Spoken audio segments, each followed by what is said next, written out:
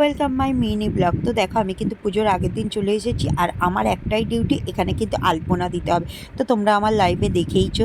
তো আমাকে এখন এই আলপনাগুলো দিয়ে ঘর আরে সাজাতে হবে, কিন্তু আমি পুরোটা কাজ করতে পারিনি। পরের দিন সকালে ঘুম থেকে উঠে দেখছি পুজো শুরু হয়ে গেছে। এই যে মামা ধুতি আর গেঞ্জি পরে বসে পড়েছে, আর এখানে মাসি শাঁখ নিয়ে বসে পড়েছে। তো বাউন মশাই চলে এসেছে পুজো শুরু। আর আমার বোন দেখো না ধুনোতে পাখা নাড়ছে, মানে এই না গুপি যন্তর একজন। তো যাই হোক, পুজো কিন্তু এখানে শুরু হয়ে গেছে। আর এখানে বোনের বাড়িও যেতে হবে। পুজো হয়ে গেলেই কিন্তু আমরা সবাই রেডি সেডি হয়ে বোনের বাড়ি চলে যাবো পান্না করতে। তো এখন পুজো হচ্ছে, দেখো গাইস।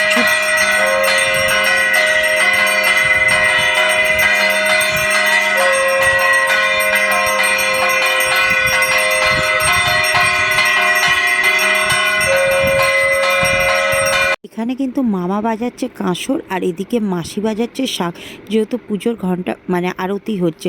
তো যাই হোক, পুজো কিন্তু চালু হয়ে গেছে। আর একদিকে কিন্তু মাসি আগেই রেডি হয়ে গেছে, চলো স্নান করে রেডি হয়নি। তো আমি কিন্তু স্নান করে রেডি হয়ে গেছি, দেখতেই পাচ্ছ। এবার কিন্তু বেরিয়ে যাব বোনের বাড়ির উদ্দেশ্যে।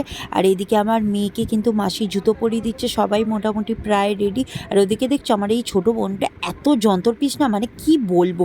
এদিকে মেশো চলে এসেছে মাসিকে নিতে, যেহেতু মেশো যাবে ওর বোনের বাড়ি পান্না করতে, এই যে মাসি বোনকে নিয়ে। আর আমরা একদিকে চলে যাবো আমার বোনের বাড়ি পান্না করতে। আর এ বেরিয়ে দেখো না, যেই আমার মেজমাসিকে দেখলে না ছাড়ে না, সেই মেজমাসির কাছে ঢুকে যাবে, দেখো চলে যাচ্ছে।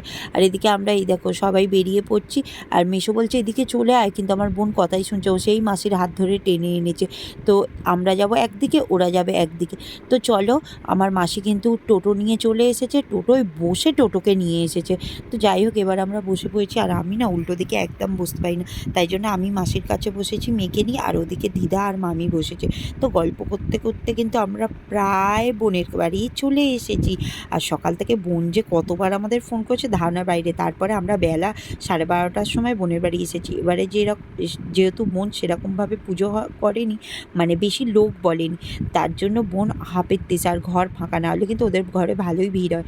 তো যাই হোক, আমরা কিন্তু চলে এসেছি। আর আমার বোন আমার মেয়েকে যেন কি বললো, তারপরে দেখছি ভাই আগে এসে গেছে, এসেও শুয়ে আছে, খায়নি। তো তারপরে ছাদে উঠে পড়লাম, উঠে কিন্তু দেখছি আকাশ কিন্তু কি সুন্দরভাবে সাজিয়েছে ওর বিশ্বকর্মা ঠাকুরকে। আর ঠাকুরটা কিন্তু খুবই সুন্দর হয়েছে, আর ওর যন্ত্রপাতিও কী সুন্দর গুছিয়ে রেখেছে। ওর পুজো কোন নাকি সকালে হয়ে গেছে। তো ওদের ছাদটা দেখো, এইটা তো তুলসী মঞ্চ, আর এদিকে দেখো বেল গাছটায় কত বেল হয়েছে। আর বোনদের ছাদ দিয়ে না ভিউটা কিন্তু ভালোই দেখা যায়, পুকুর গাছপালা এসে মাসি ভেতরে ছবি তুলছে। চলো নিচে যাওয়া যাক। নিচে এসে কিন্তু আমরা বসে পড়েছি, আর ওরা কিন্তু আমাদের প্রসাদ দিয়ে দিয়েছে। আর লাড্ডুটা খেতে না অসাম ছিল। খাওয়া দাওয়ার পরে তারপর আমরা কিন্তু পান্না করতে বসে গেছি। এই প্রথমের ভাতটা কিন্তু মানে কি বলবো, ঠাকুরের আসল ভাত, সেটা আমার মেয়ের গালেও দিয়েছি, আমিও খেয়েছি। আর এখানে তো 12 রকম ভাজা, মানে আলু ভাজা, বেগুন ভাজা, পটল ভাজা, উচ্ছে ভাজা, ঢ্যাঁড়স ভাজা, মানে আরও অনেক রকম আছে, আমি বলতে পারছি না। নারকেল ভাজা তোমাদের তো আগের ভিডিওতেই বলে দিয়েছি। আর এই ডাল দিয়ে ভাত খেতে তো কিন্তু আমার খুবই ভালো লাগে, যার জন্য কলকাতা থেকে আমি ছুটে গেছি। আর এই পটল চিংড়ি আর পুঁই চিংড়ি তো আমি খাইনি, যেহেতু আমি খাই না বলে। আর মাছটা নিয়ে নিয়েছি, এবারে ইলিশ মাছটাই শুধু জাস্ট করেনি। আর এই নারকেলটা তো আমার ফেভারিট, মন ছুঁয়ে নেয়, মানে কি বলবো। আর ওর শাশুড়ি আমাকে ভালোবেসে অনেকটা করে দেয়, কিন্তু এবারে বেশি নারকেল পাইনি। তা মেয়েকে একটু একটু করে খাইয়ে দিয়েছে। মেয়ে চোখ মুখ দেখে বুঝতেই পারছো। আর তোমাদের নতুন করে বলার কিছুই নেই, যেহেতু আগের রিলসটা তোমরা আমার এই ভিডিওটা দেখে নিয়েছো, তাও আমি বলছি। আর এই যে চালতার চাটনি আর পায়েসটা একটু মিষ্টি কম হয়েছে, সব ভালো হয়েছে। আর মিষ্টিটা তো অসম্ভব সুন্দর ছিল। তো খাওয়া দাওয়া তো কমপ্লিট। এদিকে আমার মেয়ে কিন্তু কলকাতা থেকে বয়ে এনেছে, ওর বনুকে দেবে বলে এই চিপসটা তো দিয়ে দিয়েছে। এবার আমার শরীরটা না এত খারাপ করছে, আমি বাড়ি চলে যাচ্ছি, আমি দিদাকে। আর এদিকে আমার বোনের মেয়েটা চিপস খাচ্ছে, আর আমার মেয়েকে আর দিদাকে নিয়ে আমি বাড়ি চলে যাচ্ছি। কারণ কি বলবো, আমার শরীরটা না খুবই খারাপ করছে, আবার আমাকে বাড়ি যেতে হবে, সেই কারণে আমি গিয়ে রেস্ট নেব। আর এদিকে দেখো আমার বোনদের না এই বাঁশবাগানটা না অসাম, মানে কি বলবো, খুব সুন্দর। আর না ঠান্ডা প্রকৃতি, তো আমার না খুবই ভালো লাগে। তো এখান থেকে এখন হাঁটতে হাঁটতে যেতে হবে সরু রাস্তা ধরে, তারপর মেন রাস্তায় উঠে টোটো ধরবো। তো এসে কিন্তু টোটো ধরে নিয়েছি। এদিকে আমার মেয়ে আর দিদা বসে, আর উল্টো দিকে আমি বসে আছি। তো যাই হোক, এবার যাই বাড়িতে গিয়ে গা ফা ধুয়ে একটু রেস্ট নেবো, যেহেতু আমার শরীরটা খুবই খারাপ লাগছে।